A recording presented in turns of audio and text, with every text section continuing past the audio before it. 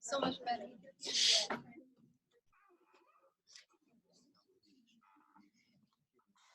Let's do that from now on, shall we? 3 rows is perfect.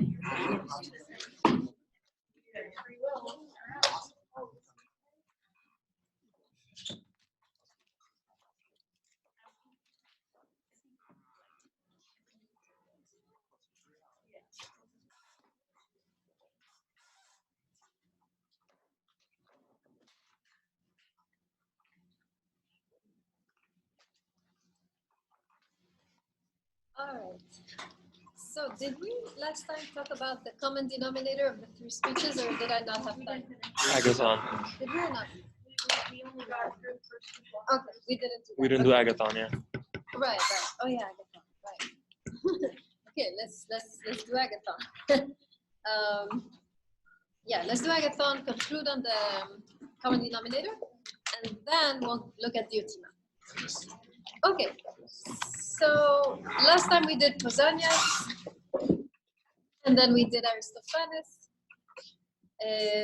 Quick review, right? Pausanias, higher love, lower love, right?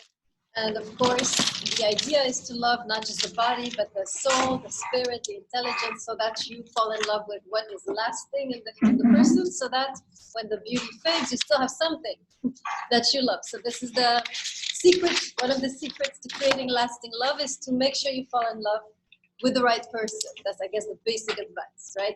Who you choose is important, right? Not anybody will listen. Chemistry is not enough, right? Physical chemistry is not enough. You need to make sure you also have intellectual chemistry, spiritual chemistry, right?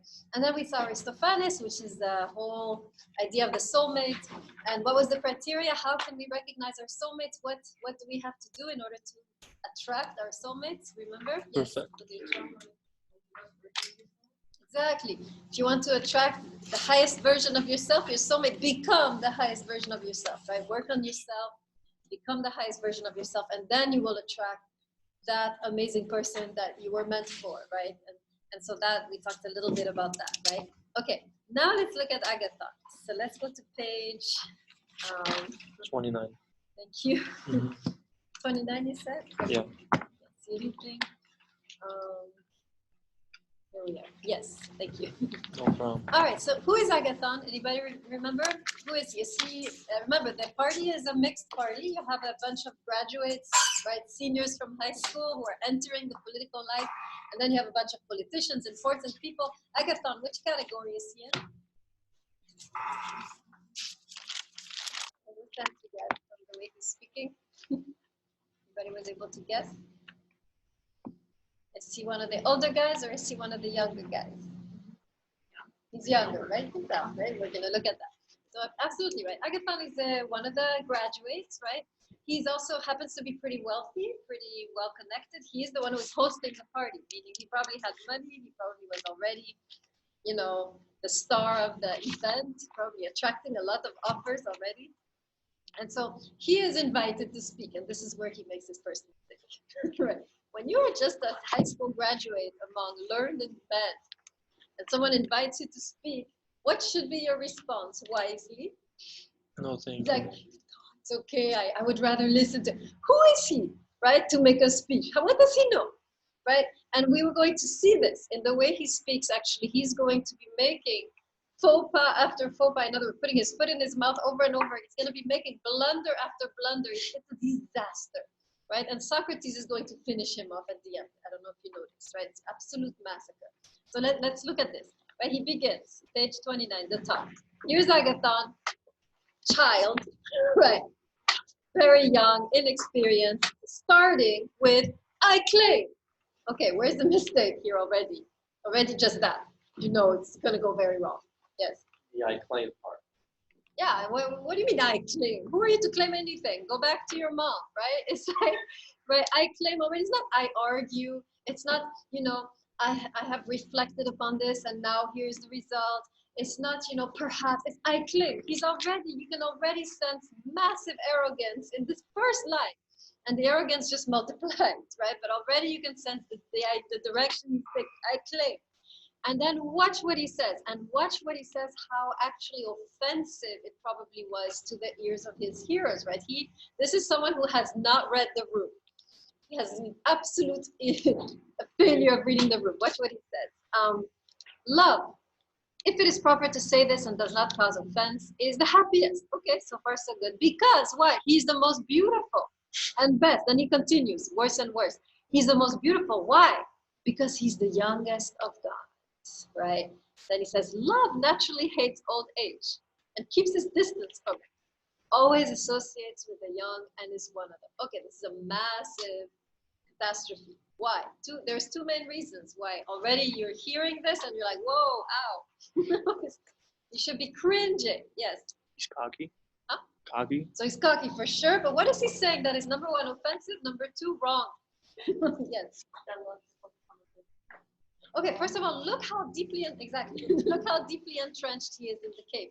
Love is beautiful because it is young, meaning what matters is youth, right? The beauty of the body. That's what he's saying. What matters in love is the beauty of the body. Was he listening to everything that was spoken? Did he even hear Pausanias' speech, or was he too busy with himself, right? Pausanias just proved that the love of the body is the lower love of the cave. And now here comes Agathon. Ooh, the love of the body is all that matters. Look at me. Right? Probably he's pretty athletic himself, right? So basically, he's kind of trying to get all the eyes on him. But showing and doing so is kind of showing how deeply entrenched he still is in the cave mentality, thinking that all that matters is physical beauty, right? So number one, he's showing his deep, profound ignorance, right? Number two, he's offensive. Where is he being offensive? Insulted every old person in the room. Thank you, right? Love naturally hates old age. Like the hell with y'all. Y'all can just go home.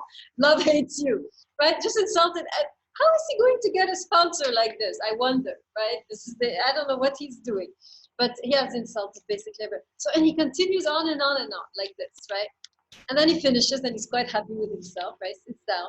And then Socrates comes on the scene. And Socrates literally destroys him. I don't know if you notice. He begins like this. Socrates is very tactful. He's like, hey, Agathon, loved what you said, beautiful. I have a few questions. There are a few things I didn't understand, right? And by the way, if Socrates comes to you and tells you, no matter how innocent he sounds, that he has a few questions, you should run. Because if you know Socrates, you know that he begins like this innocently, and then he slowly deconstructs everything you've said until it is evident to the whole society that you are completely ignorant. That's how Socrates proceeds. He always asks questions to, in the end, show that what you thought you knew you were talking about, actually you don't know anything about. That's his technique, right? He'll come up and be like, let me ask you a few questions. And then as he's asking questions, you're getting all mixed up in your answers, and it turns out that you didn't know anything about what you were talking about. That's his technique, right? So if Socrates is coming to you, saying, hey, I got a few questions, that's your cue to leave as far as, but Agathon is like, sure, Socrates, I'll answer your question. And then he begins, and the carnage begins, right? Until Agathon looks, this small. Right? And in the end, I don't know if you see how flippant Agathon is. He's like, you know what, Socrates, whatever. Basically, that's what he says. Let it be like you say. It's the equivalent of when we say to someone when we're sick of arguing with them, you know what, whatever. And then he kind of exits, right? So Socrates destroys him, right? And so I want to talk a little bit briefly before we go into comparing the three philosophers. Why do you think Socrates is being so cruel to this poor young man who just, trying to get, connected? He's kind of pretty innocent in his arrogance. Why is he so cruel to him? Sort of like breaking down to the Very good. That's the technique. I'll come back to that. You want to add that's absolutely right. This is the technique of Socrates. Remember, what's the only saying that we know is attributed to Socrates? There's one sentence he said. There's one very famous quotation by Socrates. Anybody know what it is? Do you? No, just your hand is. Anybody know famous quotes by Socrates? Yeah? I think they're flying. No, that's Descartes. the other famous quote you should know. Thank you for knowing that one, at least. I can venture to, I bet the rest of you don't know it. But Socrates actually is known to have said, I know that I don't know. Write this down because it's actually very profound. I know that I don't know. The only thing I know is that I don't know. Why is that such a profound knowledge to know that you don't know? Anybody know? Yes, I see on that slide. That means that you're still learning. You're always learning.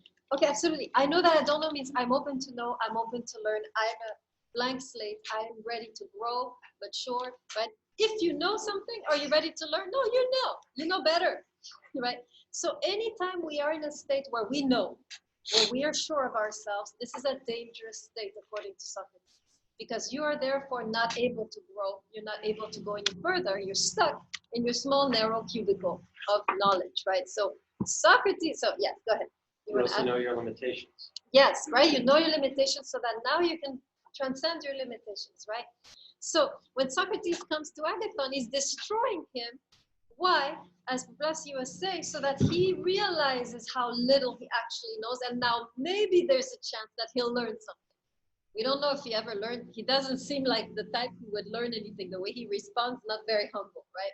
But he destroys him so that he realizes, I don't know anything, and now perhaps he will learn something, right? So that's the technique, your very typical technique. Socrates actually never taught a single thing. He didn't go around with beautiful speeches and discourses about the nature of the reality. All he did was tear everything down, right? That was his job, right? He was just there to show you, you don't know as much as you think you know. Now go and learn, right? That was his job.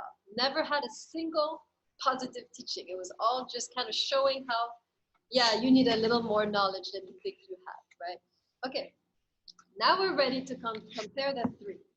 Pausanias, Aristophanes, Agathon, beautiful speeches, great advice, well, apart from Agathon. Actually, Agathon, let's give him credit. Actually, we are making fun of Agathon, but all of us, to a certain degree, are like Agathon. Why? Because what Agathon is doing is saying, all of you who want to know love, I will tell you where to find love. Love is me. Basically, in this text, he's describing himself. Young, beautiful, soft-spoken, right? He's basically marketing himself as the most delicious object of love, right? That people could think of, right? This is marketing himself. He's describing himself, basically saying, if you want to know love, you need to love me. This is coming from a place, basically his whole attitude is, right? Love is about getting love back. That's Agathon. Love is about having someone love you. Love is love me, right? That's really what he's saying. And I don't know any of us who doesn't to a certain degree think or feel like Agathon, that we're looking for love to be loved back, right? We're marketing ourselves all day long so that we can get the love we need, right? Why you think you wake up and you do your hair and you do, you wear this thing, you're driving that, and all of us are doing like Agathon, trying to market ourselves. Why? So we can get love, right? Agathon is all about getting love and attracting love through the marketing of himself. And all of us, we go out in the morning, including me, right? In a way as to market ourselves for love, right? I'm not exempt from this, right? So Agathon basically is out to get love, okay? So Pausanias has one point of view, Aristophanes has another, Agathon, but actually they all have one common issue, and it's a very problematic issue. Anybody see what's missing? Pausanias, Aristophanes, Agathon, they all have the same issue. Epstein. Experience? That's a good point. I hadn't thought of that. Right? That's a very Greek thing. We're going to figure it out and lay it out. And then when it's all ready, I'm going to go. It's very They're all talking theoretical. Yes. That's true. Okay, yeah. Especially Agathon. But, so you can write this down. It's true. It's all theory, no practice, right? There's no, whereas the Song of Songs is the opposite, right? It's all practice, and out of it comes the wisdom. Here, they're very cautious, right? All three, in a way, are very cautious. They're out to get the best love. So we got to strategize, right? So they're strategizing how to get the best love. And then when it's all strategized, then I'm going to take the lead, right? Yes. I think they don't look at their own negatives. They just kind of like judge everyone else. Excellent, right? All three is about love for me. Let's look at them. This is very true. All three are looking to get the best possible love for themselves. And it's all advice as to how to make the right decision so you can be happy in love. You, not the other, necessarily. There is no indication, no awareness in all three of these philosophers of the needs of the other. It's all about how the self can calculate to the best of its ability the right love so the self will be edified and happy. Let's look at them. Pausanias. How is Pausanias' discourse centered entirely on the happiness of the self?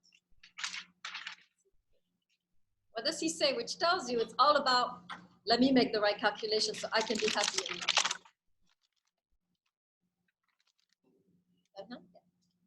It's all about finding the higher love for yourself. Exactly, right? I'm going to be smart about this. I'm going to make sure I find someone who inspires me, who edifies me, not just someone who attracts me physically, but I'm going to make sure I get the best possible love so I can be elevated. It's all about the self. It's the self calculating what is the best course of action so that I can be happy in love, right? Aristophanes. How is he in a way also selfish in a sense? To build yourself up in order to find your true soulmate. Yes, you build yourself up. Why? To get. Not necessarily to offer yourself in love to the other person and bless them with your love. No, it's about, let me be my best self so I can attract the best soulmate possible. So it's all about getting also the right kind of love for me. So I can be, the happiest will be when I meet the most quality person. I need to make sure I get the most quality person so I will become most quality myself. Why? Not so that I can bring happiness into that other person's life. This is not even mentioned. So I can get the quality person I deserve. Are you following how he's doing this? Mm-hmm. This is not about making myself a better person so I can be a better lover. No, I'm making myself a better person so I can attract a high quality person like myself. It's all about getting, right? And of course, Agathon is the most obvious. He's young, so he's not as, right. He's like, all about love me. Here I am, look at me, I'm marketing myself so I can get your love, right? So all of it is really a movement towards the self. It's all calculation, self-interested calculation. And by the way, it's great advice. I'm not going to go against this advice. This is all good advice. If you want to be smart in love, if you want to be happy in love, follow this advice. But what's missing is the other. What about, let's go to Pausanias. What if the other at some point stops edifying me? In fact, brings me down. What do I do now? Does that mean they're not the one for me, right? What if the other goes through some depression or an accident and now they're not the same. And now they're no more edifying me. And now what does this mean? Is this time to go since they're not, right? What? So there's no room for the other to have moments where they are not edifying you or elevating you. What if the other now pulling me down? Does that mean I should leave them? A lot of us think that, right? Your therapist will tell you, you're not being served by this love. Now is the time to, right? You should go find someone better, someone you deserve, right?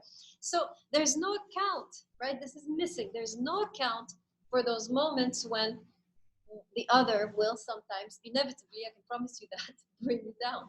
Now what, right? What about Aristophanes?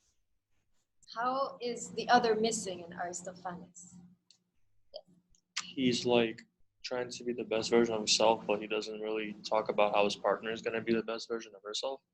Right, and also notice with Aristophanes, you attract someone like you, right? That's the key.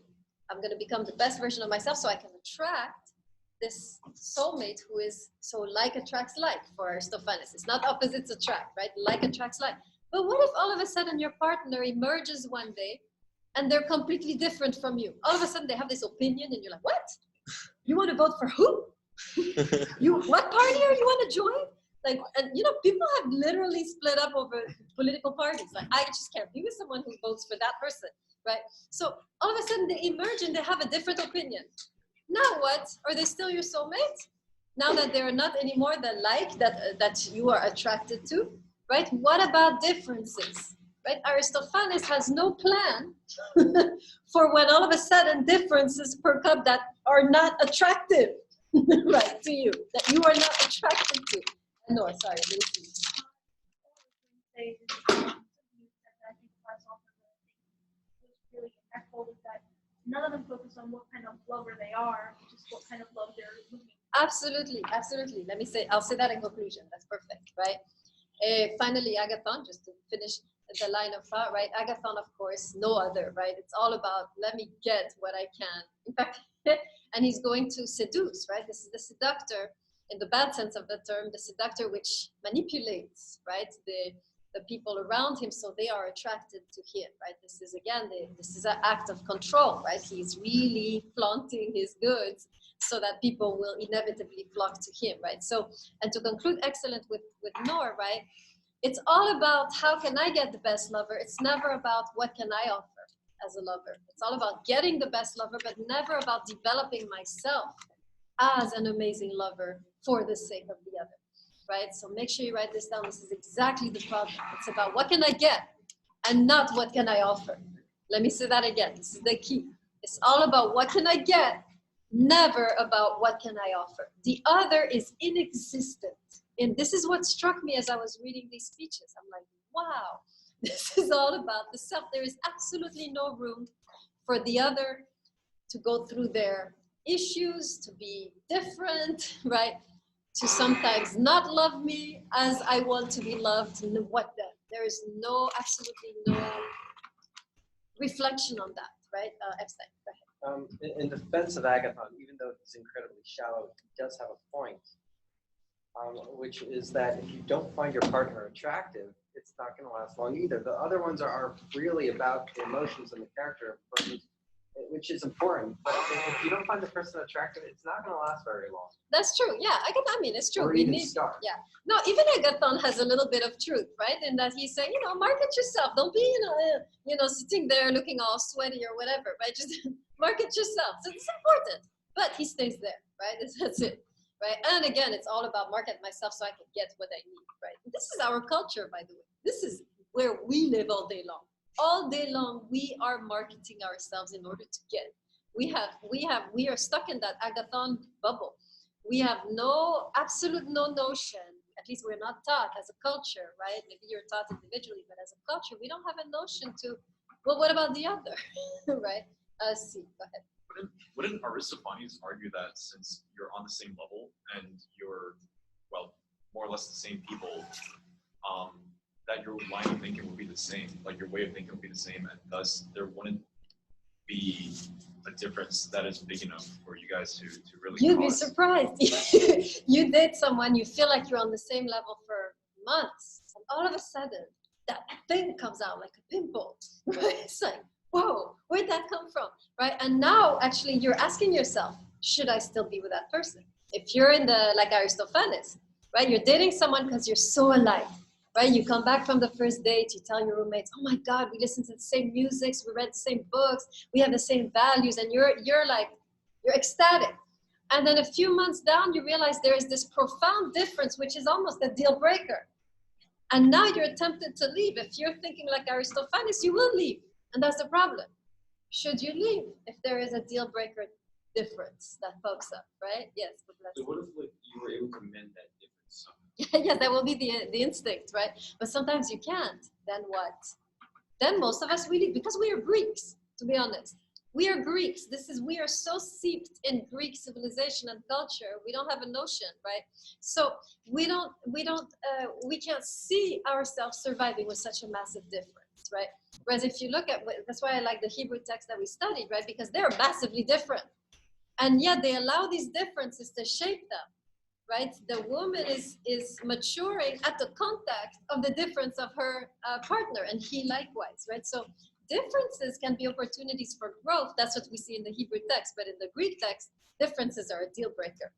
And both is good advice. Honestly, if you want to be happy, follow the Greeks. I'll just be straight up with you.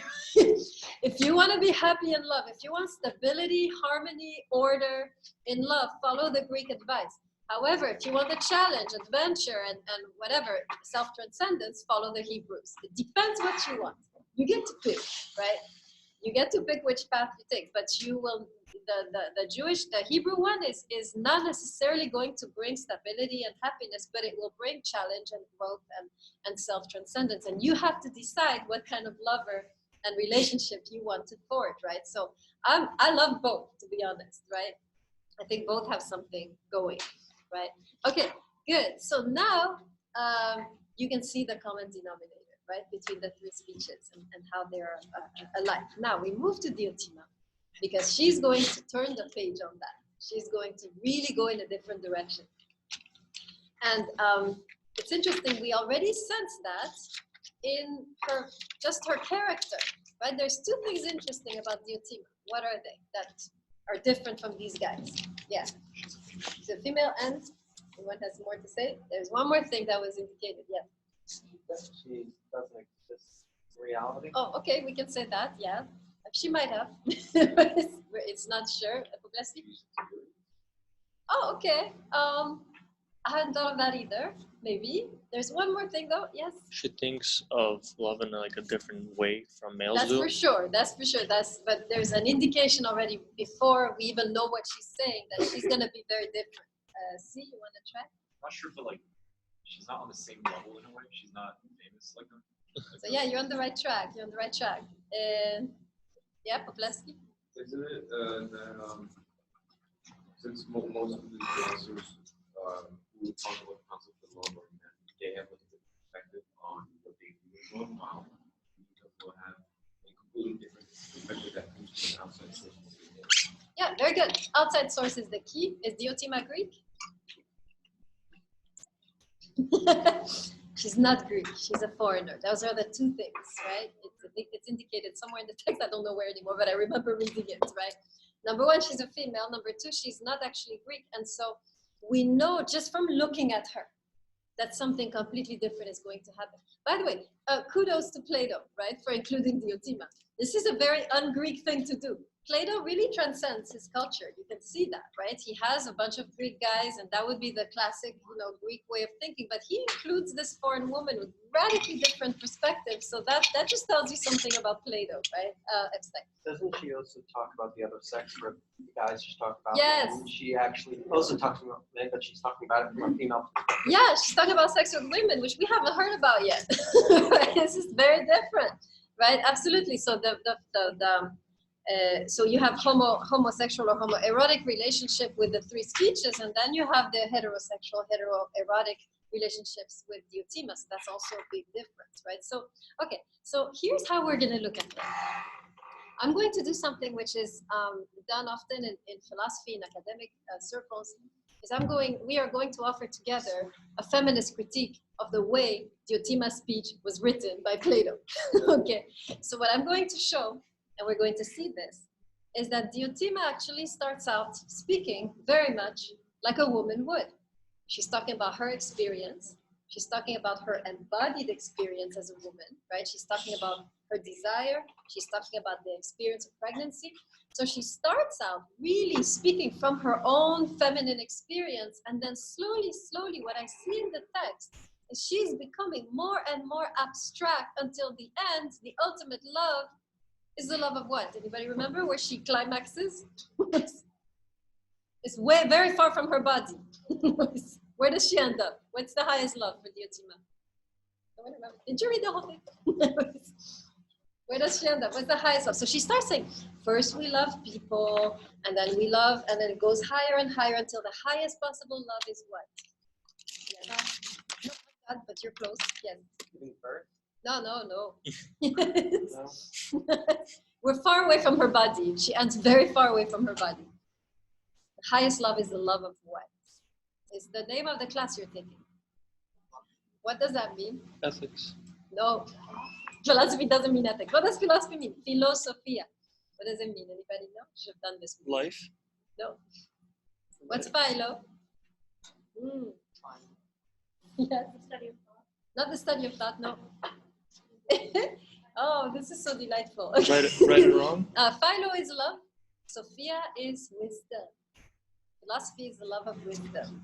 Are you learning wisdom in your philosophy classes? Sometimes, not always. Right. Anyways, she is starting in her body, going back to Otima. She starts in her feminine experience, desire, pregnancy, and slowly, as Socrates is, commenting on her teaching, we end up very far from her body, very abstract. The highest loves, not the love of people, is the love of wisdom. Now, I am going to make a very harsh critique here of what Plato is doing, or Socrates. I am seeing here Socrates hijacking Otima's discourse. He is, what's the expression? Mansplaining? Have you you know this expression, mansplaining? You know, like you're talking, have you had this? This happens to me all the time. I'm trying to express something. No one understands what I'm saying. And then some guy has to come be like, what she means is sometimes, you know, it's a helpful guy. So I appreciate translating what I'm trying to say.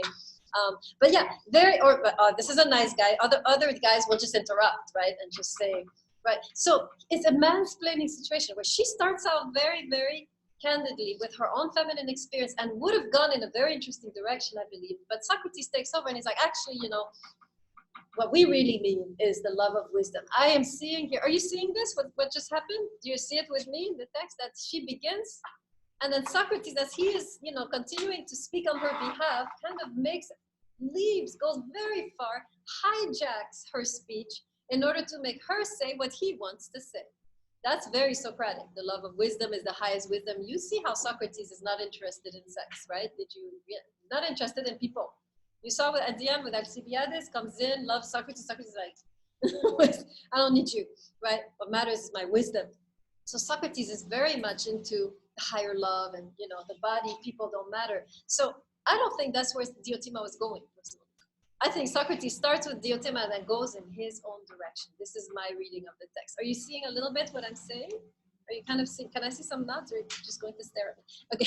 Okay, yes, Epstein and then see. Isn't this a little bit of an author self-insert? Yeah, it's a critique I'm giving. I'm deconstructing Socrates. So maybe Plato's just using Diotima to explain his views. Yeah, that's what I'm saying. Blending them. That's what I'm saying he's doing. He starts with Diotima, and it looks very interesting to start with her, and then he kind of uses her to go in his own direction. I'm seeing that in the text.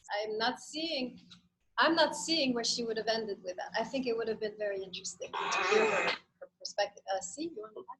Doesn't wisdom know no genders? What? Wisdom knows no gender. Why though? Why? That's very Socratic. Why?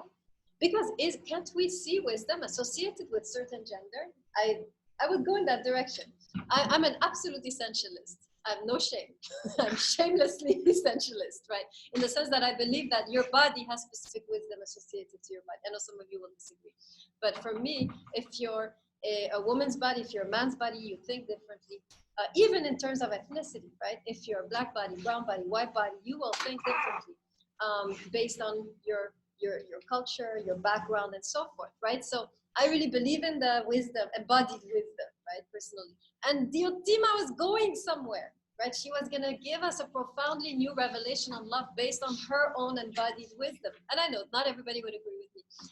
And Socrates takes it and goes in his own, right, abstract, which you believe in clearly. So you've sold into Socrates. No, like, I think that like wisdom is objective in a way. It's like I know. You know, your own culture might influence your thoughts, but that's not really true wisdom. Well, Socrates would agree with you. Wait, why wouldn't it? Sorry? Why wouldn't it be? Just because you're coming from a certain perspective doesn't mean it's a bad idea. No, Exactly. it's not. But there should Exactly. be something that's objective. Yes, why There's though? nothing that's objective. That's impossible. Okay, exactly. That I would agree with Epstein that here's how I see it. This will help a lot. Okay, did I give you the bottle example yet in this class? Did I trick you yet? Yes. Oh, on Let's- YouTube. On YouTube. Okay. All right. Let's try. I'm gonna try you again. How many of you see this bottle? A few of you see the bottle still, despite of that. None of you see the bottle. Why? back. You only see this side. They see this side. I see this side. Together we see the bottle, right? So objectivity is made up of particularity, of subjectivity. That's how Plato sees it too, right? Because he has all these different discourses. So objectivity is actually everyone contributing their perspective, and together we can see the bottle. That is how I build objectivity, right? This is the approach of phenomenology, which is a branch of philosophy in the 20th century, right? So there's no abstract that we all see. This is another type of objectivity where actually together in our different perspectives, we are building truth together and we need each other to access objectivity. And so in a way, Plato is doing that. He's having a woman, sort of, a few men, right? A foreigner. He's trying to bring as many people to the table so we can have an objective. Do you see what I'm saying? I see what you're saying, but I think I'm not explaining like my way of thinking correctly. Possibly. Poplavski. So, this is gonna be branching off, but going back to the model that you were saying, what if you were alone in a room? The bottle is just not that it would exist, but in the sense that we all envision the bottle together, we are all seeing perspective. What if it's just one person looking at it from You will see a part of the bottle, for sure. It's there, part of it. So you can't say, I see the bottle, because you don't see this. Could be, you know what? Could be something else back there, right? So you can say, honestly, I see half a bottle. That's all you can say. And that's the problem with a lot of us. A lot of, discourses on truth. They say, well, this is especially in religion, you have this. Each religion is saying, I know the truth. No, you don't. You know a truth, right? You know part of it. And it's together, right, that we can build this truth, right? This is the Platonic approach to truth, right? So that's why the Otima is so important. But then, sadly, in my view, she's hijacked by Socrates, and he makes her say what he wants to say. So what I want to do today, this is the challenge for today. I want to go back and try to reconstruct what Diotima might have said if she had been allowed to talk. So we're going to do this together. So this is going to be a nice exercise. We're going to start with the two concepts that she starts with, which is love as desire and then love as pregnancy. And I want us to go back and kind of give Diotima again the space to express herself through how we are going to investigate these two concepts. So let's look first, love as desire. How does Socrates define desire? Or try to help Agathon define the desire, yes. I remember him saying desire is something man wants or there is a lack thereof. Yes, right? Do you desire what you have or what you don't have? What you don't have. This is very important, okay? So desire is always the desire of something you don't have. This is very important. Meaning, desire will always take you outside of yourself to something different from you, correct? Are you hearing how this is so different from these three speeches, right? Where it's all about someone like me, someone, right? Desire actually is supposed to move you beyond yourself, right? So let's talk a little bit about that. What does it mean? What is the wisdom here that we're learning when it comes to love as desire? That love will always take you beyond yourself. Give me some explanation. What does that look like? Give me some examples of how love is supposed to take you outside of yourself rather than fulfill you. Let me say that again. All three speeches is about love as fulfilling me, coming to me. Diotima is saying, no, love is taking you beyond yourself. What does that mean? Yes. I use Jesus. Use what? Jesus. Sure. Like his sacrifice, basically his love for all, created something that is much bigger than himself because, he saved a lot of people. Okay, very good. So instead of love as getting, love as gift. That's one way to transcend yourself. Excellent. Nice commentary. Make sure you write this down, right? First of all, instead of love as getting, like Agathon, I want to get love. That's why I will mark it to myself, right? Here's about love as offering yourself, pouring yourself out to the other. This is self-transcendence. This is not about getting. This is about offering. This is one way to understand desire. Very nice. Other ways. There's many ways to see this. Alonso.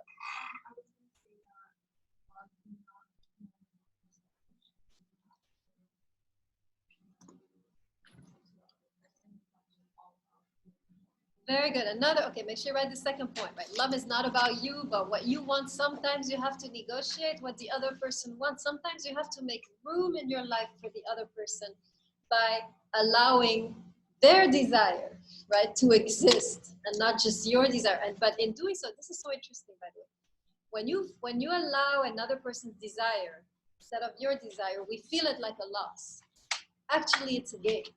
Because when you are allowing another person's desire to be in your life, you're actually expanding your life to include that other person, right? As long as it's all you deciding, there's no room for another person. It's just you. And then there's some kind of pet following you around. Right? But the moment you, in a way, sacrifice your desire, what feels like a loss is actually a gain. You're gaining a whole new experience, a whole new human being, a whole new space, right, with that. Very good. Another way to understand it. Yes, bless. In order to sort of like, in order to give, take a piece of, in order, when you start a relationship or when you're in a relationship, you sort of have to give a piece of yourself up to the other person so that you off of that. So giving a piece of yourself up, is that what you said? Yeah, this is the notion of sacrifice that Steve was talking about, right? Love, one of the most beautiful definitions of love is this: love is sacrifice. This was, it was very interesting. I had a friend of mine who asked his parents, what do you think love is, right? And the father said, oh, you know, love is you know, fun, it's beautiful, it's you know, comforting. He went on and on. And then he turned to his mom and asked, well, what is love for you? She said one line: love is sacrifice. That says everything. I know everything about their relationship now. Right? So it spoke, right? And it's true. Until we understand, right, that love has a component of sacrifice, we will never transcend into the genuine, profound experience of love. We will stay on the, what do you call it? When it's like the shore, right? We will stay on the shores of what love can be, right? The sacrifice is what takes you, the ability to sacrifice is what takes you deeper. And most of us, we shy away from that, right? We prefer to stay on the shore, like fishing. we can't, we don't have the nerve to go deeper, right? It's not easy. Yes, Piero. Love is like desire that you don't have, you like desire like somebody different from you. Excellent. Challenge you. Yes, right? If love is what you don't have, or desire is love of what you don't have, then it has now room for, you're gonna love someone, this is the opposites attract, right? She's saying the exact opposite from Aristophanes. Aristophanes is saying like attracts like. The Otima is like, no, opposites attract, right? There is beauty in being in connection with something radically different from you. This is the essence of love, the ability to be in connection with otherness. To the degree that you are able to be in connection with otherness is the degree that you love, right? Instead of trying to make them like you, allowing them to be them is going to measure the maturity of your love, right? And that's what the Otima is saying. Very nice. Anything else? Yes. Love without expecting anything in return. So like give it out, but like if it's meant to be, that right person will give it back to you. Okay, very nice, right? You cast your love, right, in the waters, not expecting a return necessarily, right? This is self-transcendence again, right? The idea of I'm going to take this risk. I'm going to take this leap of faith. I'm going to throw myself out there or put myself out there, right? This is self-transcendence. The ability, the courage to put yourself out there without necessarily knowing if it's going to pan out is the essence of desire and is the essence of love according to the Otima, right? Very nice. Oh, you guys are good. You're good lovers. I have a good class of lovers here. Proud of you. Anything else, Epstein? Isn't love a combination of two people's desires? What do you mean by that? In order for a relationship to work between, to have love between two people, both people must have a desire for the other person. Okay, absolutely. So just like you are self-transcendent, No the other single two. Right? there's Yes. no one way. Absolutely, right? The desire doesn't need to have desire. You don't need necessarily the other desire you. I think you can desire someone doesn't desire you. She's not talking here about reciprocity, right? This is unlike some other philosophers like Kant or Buber. She's saying, you know, love is just the fact of desiring is in itself beautiful, even if there is no response, right? Good. Now, let's switch the metaphor. Pregnancy. Love is like a pregnancy. So let's try and think about that. How many of you know someone who was pregnant in the early stages, especially that's when it's interesting? How many of you have been pregnant? How many of you have some experience? Either you were close to someone who was pregnant or you were pregnant. Okay. How was it? How is that person when they start to get pregnant? They're frolicking, dancing, they're excited. Not really. Okay. That's right. I know we have this whole cliche that women who are pregnant, you know, are glowing. It's not true. No, it's right. You get hit by the pregnancy.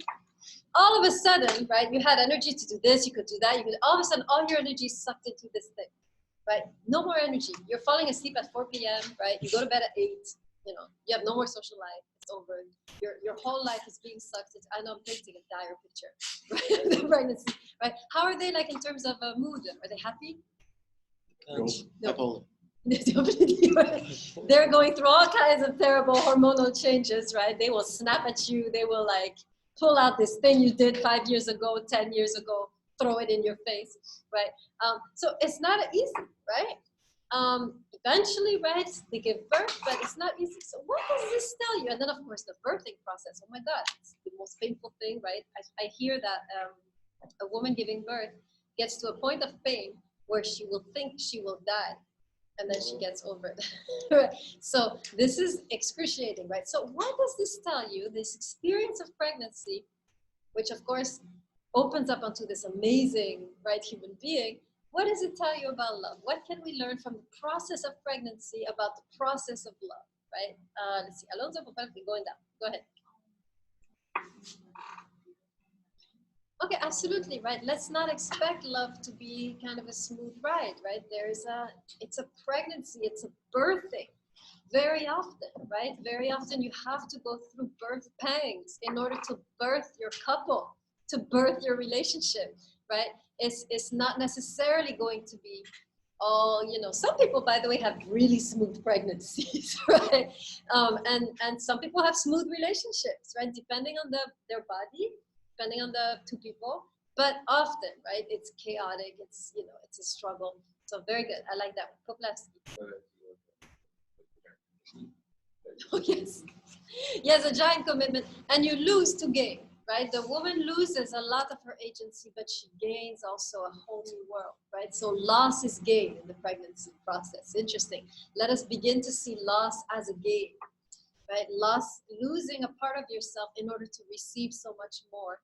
This is love, right? The ability to lose a part of yourself to allow for so much more to enter your life. Many of us, we don't want to lose our freedom. We don't want to lose our friends. We don't want to lose our night activities with our buddies. We don't want to lose this. And we hesitate to get in a committed relationship because we're like, I'm going to lose all of my freedom, agency, right? And what this is telling us, you lose, yes, but you gain so much more, right?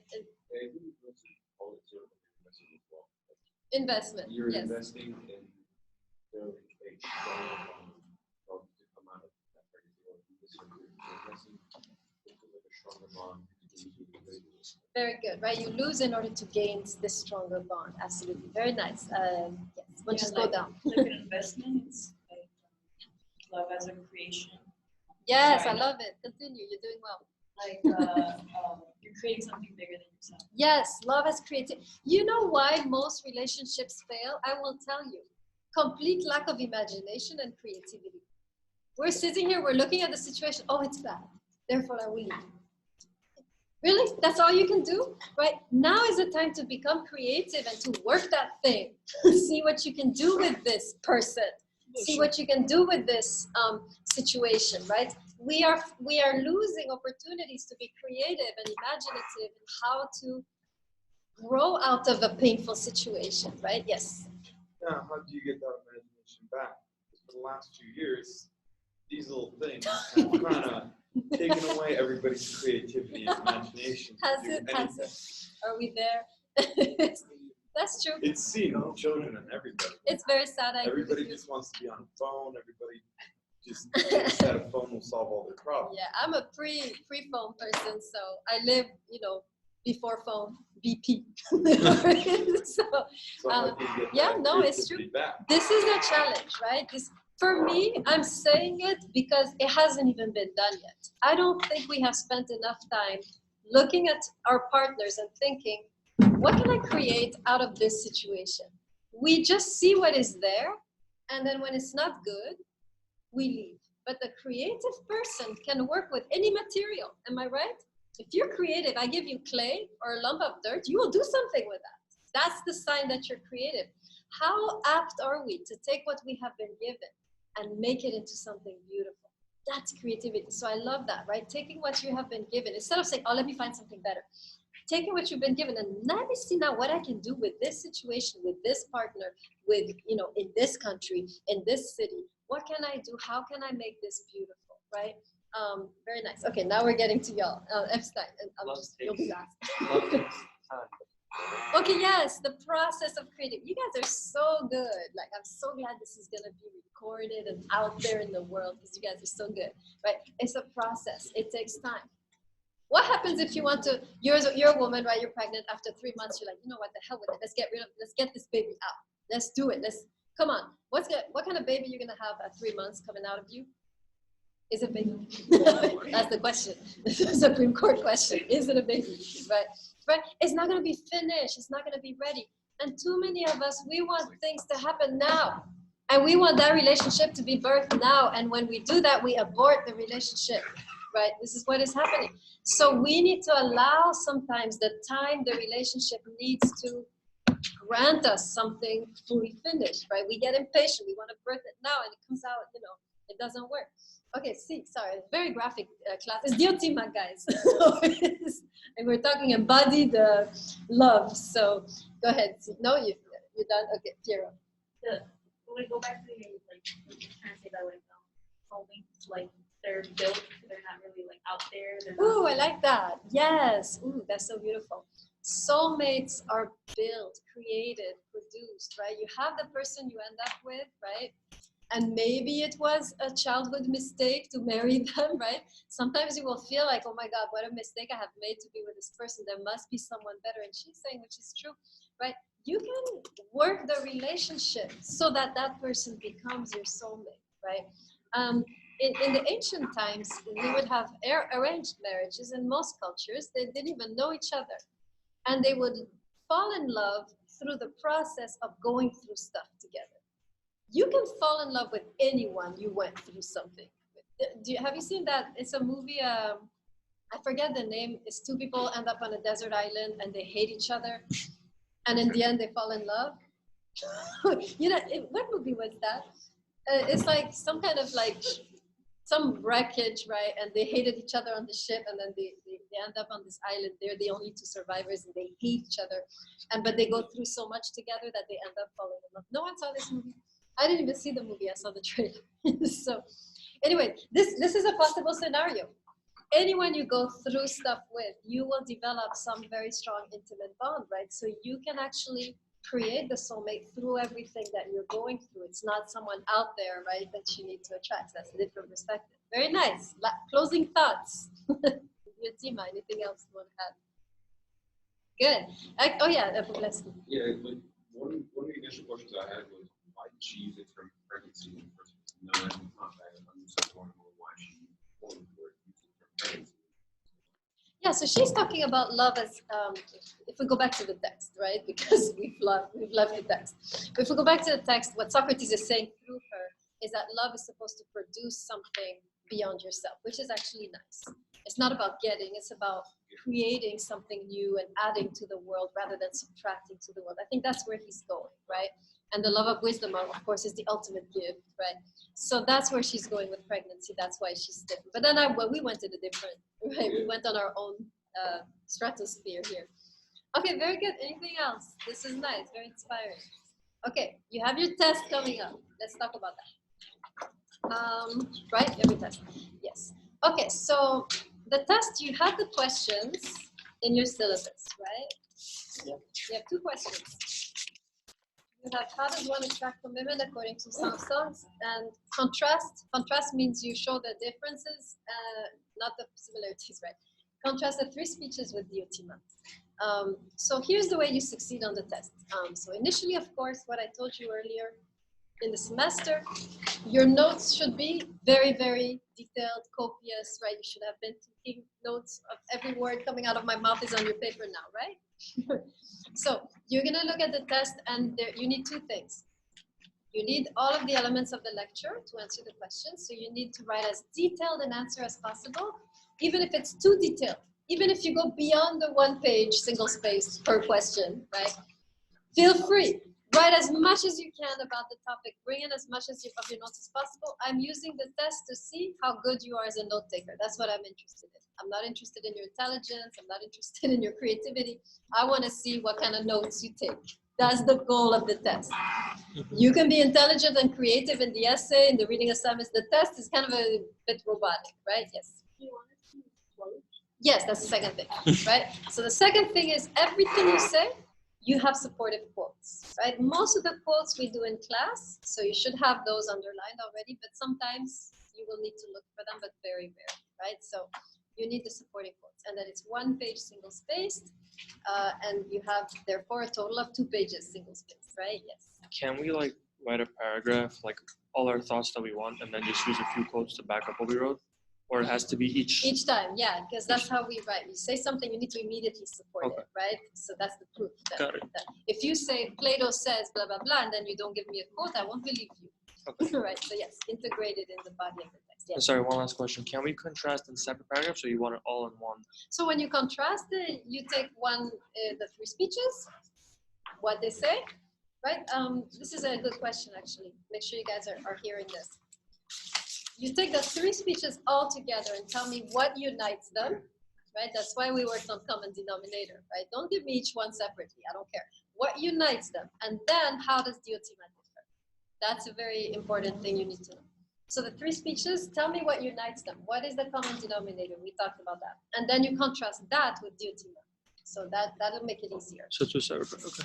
Yeah. So let me talk about the essay. Okay, the essay is the fun part, right? It's 1.5 pages, single spaced. I want you to tell me about a relationship crisis. Hopefully that you're going through. It's funner that way. Not hopefully, sorry, preferably that you're going through. If you're not going through anything, you can talk about a past relationship or a relationship of your parents or your siblings or your friends, right? So tell me about this relationship, what's wrong with it? Crisis, right? And then I want you to play philosophical therapist. What have you learned that can help this couple? Yourself. What did you get? Is there anything in the text that we studied that now you can bring into this problem and help the relationship get out of this situation, right? Yes. Yeah, this one, I don't care how you write it. It can be a letter to them or to yourself, can be a journal entry, it can be just, you know, I don't care how you write it as long as I see a crisis and a solution. Okay, yes. Yes, this is not Blackboard, this is in the drive, right? You have the essays and the tests and you upload it like that. It's due Saturday night, during the night. Yes? Wait, the letter is also due Saturday night? Yes, yes. Everything due Saturday night, yes. Can we, do we have to use both texts, or we could just use one? You can pick only one text. You don't have to use both texts. You can just pick one idea you like, right? Okay. And one last question. Is it the same format for the Song of Songs essay question? Yeah. So it's 2 different pages. No, it's different. The question is different. How does one attract commitment? You just answered that question. So it's 2 different essay questions. Yeah. Okay. Thank you. Any other questions on the test? No? Clearly not? Okay. All right, guys, I'll see you. Yes. If we have any, could we email you? Could we email you if we have questions about the test? Yeah. Guys, one more thing. Can I have your attention? Why is everyone talking? Can I have your attention? The book that I told you about that you have to read for the final project is now on reserve. You can check it out for 2 hours. I think you have to stay in the library actually, so you can read it. Just go there in your own time, read it, put it back for others to have. I went to the library today. Apparently, it's checked out. So it was checked out in December. That's not the one on reserve. You have to go to the one Where did we go for the front desk, I guess. Bible There's presence. one on reserve? Yeah, I put it in my own copy. I put it yesterday. Oh. Can you put my name on the other side? Hold on. Give me 2 seconds.